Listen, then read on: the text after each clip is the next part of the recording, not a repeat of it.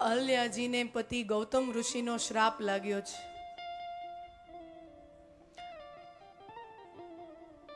અને પછી એ કથાનું વર્ણન કરતા હતા ને મેઘરાજાની સવારી આવી ગઈ હતી અને કથામાં નાનકડો એવો વિઘ્ન થયો. તો આપણે સુંદર મજાના સીતારામ વિવાહનું જે દર્શન કર્યું અને એ પછી આપણે પ્રસાદ લઈને છૂટા પડ્યા કે અહલ્યાજીનો કોઈ દોષ નથી. આપણે કથા જાણીએ છીએ કે ઇન્દ્ર છે એ ગૌતમ ઋષિનું રૂપ લઈને આવ્યો છે અને અહલ્યાજીને છેતર્યા છે. હવે અહલ્યાજી એને પોતાના પતિ સ્વરૂપમાં જુએ છે, ગૌતમ ઋષિના રૂપમાં જુએ છે. એમાં અહલ્યાજીનો દોષ નથી, એ તો છેતરાયા છે.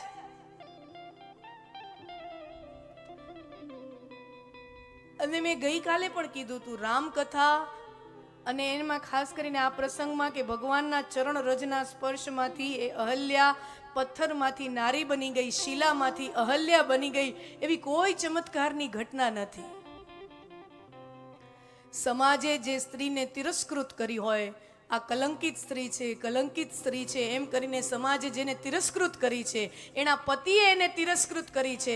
અને અહલ્યાને પોતાને પણ એવું છે કે મારાથી તો ઘોર અપરાધ થઈ ગયો, મારાથી ઘોર પાપ થઈ ગયું. અહલ્યાને પોતાને પણ એવો ભાવ છે, ગિલ્ટ કોમ્પ્લેક્સ છે કે આ તો મારાથી ભીષણ પાપ થઈ ગયું, આના જેવું પાપ મારા જેવી સ્ત્રીથી થાય.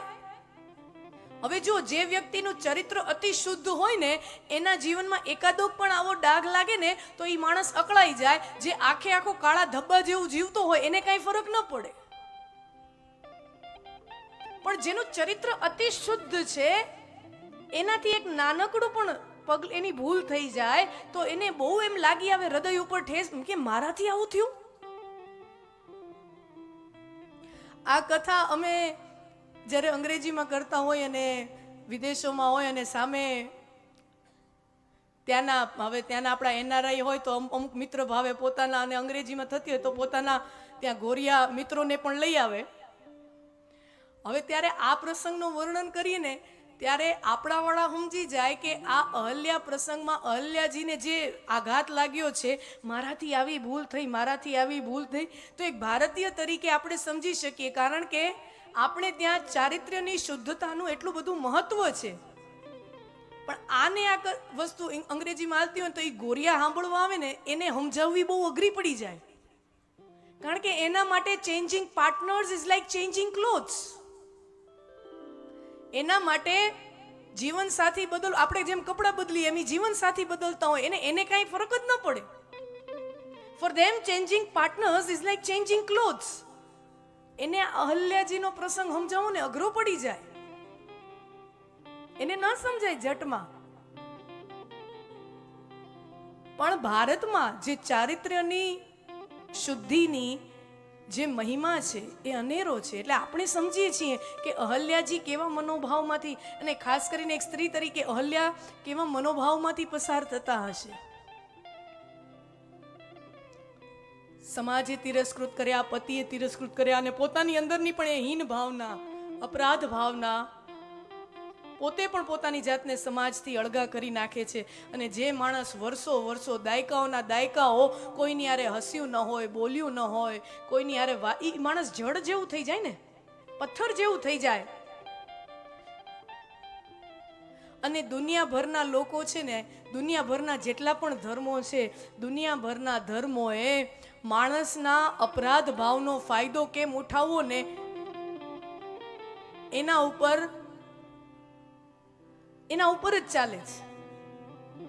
કે માણસની અંદર દોષ ભાવના છે, મારાથી આ ભૂલ થઈ ગઈ, મારો આ અપરાધ થઈ ગયો, તો એને કેપિટલાઇઝ કેમ કરવું, એમાંથી ફાયદો કેમ ઉઠાવવો.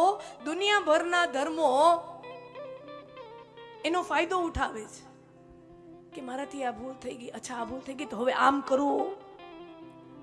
અને આપણું એટલું ડર હોય છે કે આપણાથી આ ભૂલ થાય, આપણાથી આપણે આમ પ્રાયશ્ચિત કરવું જોઈએ, આમ વિધિ કરવી જોઈએ, અને ડરતાય બહુ હોય. અને મારો તો અનુભવ, તમારો બધાનો અનુભવ રહ્યો હોય છે.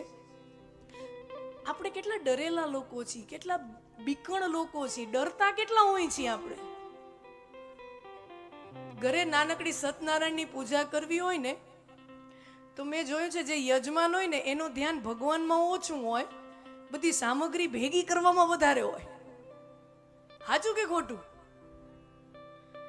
નાનકડી એવી કઈ પૂજા કરવી હોય, એવું કઈક કરવું હોય તો આપણું ધ્યાન ભગવાનમાં તો હોતું જ નથી. હો, આપણે કોની પૂજા કરીએ છીએ ભગવાનમાં મન હોતું જ નથી.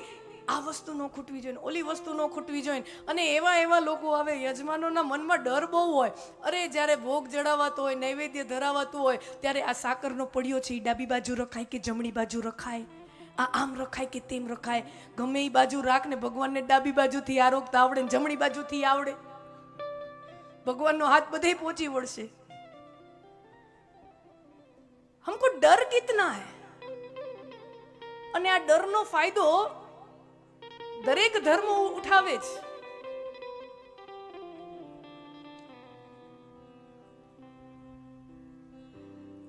મારી ને તમારી અંદર રહેલી એ કોઈ પણ એ ડરની ભાવના છે. અને આપણે તમે જુઓ ને, we are God fearing people, we are not God loving people. આપણે ભગવાનને પ્રેમ કરનારા લોકો નથી, આપણે ભગવાનથી ડરનારા લોકો છીએ. કોક તમને એમ કહે ને કે આમ નહીં કરો, આમ આમ આમ કરશો ને તો નરકમાં જવું પડશે, નરકમાં જવું પડશે, તો એવો ડર બેસી જાય એમ નરકમાં જવું પડશે, મંદિરે નહીં જાઉં ને તો નરકમાં જવું પડશે. એમ મંદિરે ન જાય તો નરકમાં જવું પડે, એના કરતા તો મંદિરે જઈ આવું સારું.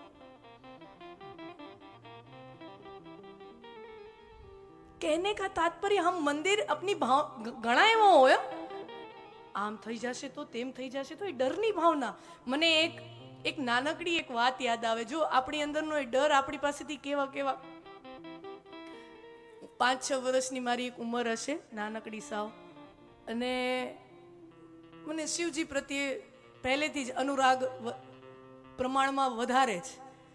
શિવજી પ્રત્યેનો પ્રેમ, એમની ભક્તિ, એનો અનુરાગ વધારે છે. તો હજી 5-6 વર્ષનું બાળક હોય ને તો ઉપવાસ ને વ્રત ને કાંઈ કરી ન શકે ને. હવે એનાથી રહેવાય નહીં ને, તો આપણને બહુ હોશ ચડ્યો, સમજ્યા? કે શિવરાત્રિનો પર્વ, બધાએ એક તો સાંભળ્યું કે શિવરાત્રિનો મહિમા આમ ને તેમ ને બધાએ વાતો થતી હોય કે શિવરાત્રિ રહેવાથી આ પુણ્ય મળે ને શિવરાત્રિ આમ ને શિવરાત્રિ તેમ ને.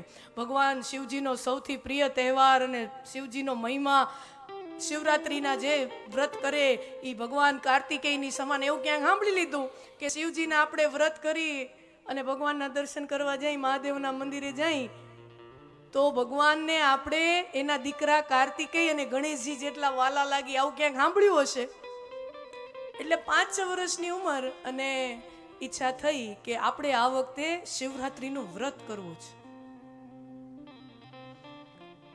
અને મારા દાદીએ મને કીધું ખરા કે આ વ્રત હજી આ 5-6 વર્ષનું બાળક હોય એનાથી થઈ ન શકે. એને કીધું કે આવી કોઈ જરૂર નથી, તું મોટી થાજે ને પછી કરજે, આવી કોઈ જરૂર નથી. મેં કીધું ના, આપણે શિવજીનું વ્રત કરવાનું જ છે, શિવરાત્રિનું વ્રત કરવાનું જ છે. અડીને ઉભા રહ્યા. એટલે બા કે ઠીક છે, કરો. હવે વ્રતનો દિવસ, શિવરાત્રિમાં શાળાઓમાં રજા હોય એટલે રવિવારના એટલે રજાના દિવસોમાં આપણે બધા આજુબાજુના મિત્ર બાળકો સાથે રમતા હોય. અને બાજુમાં કોઈક મુંબઈથી મહેમાન આવ્યા હશે અને ત્યાંથી ચોકલેટ ને આ ને તેને મુંબઈની બધું લઈ આવ્યા હશે. તો રમતા રમતા એના ઘરના છોકરાઓ ભેગા રમતા રમતા એ બાજુવાળાએ ચોકલેટ આપીને આપણે ખાઈ લીધી. અને પછી હારું યાદ આવ્યું કે આપણું તો શિવરાત્રિનું વ્રત હતું. અને પછી જે આહુડા નીકળ્યા છે, ઓહો હો, શિવરાત્રિનું વ્રત તૂટી ગયું. શંકર ભગવાન આવશે, ભેગા નાગદાદા લઈ આવશે ને ત્રિશુલ આવશે ને ત્રિશુલ સીધું મારા પેટમાં.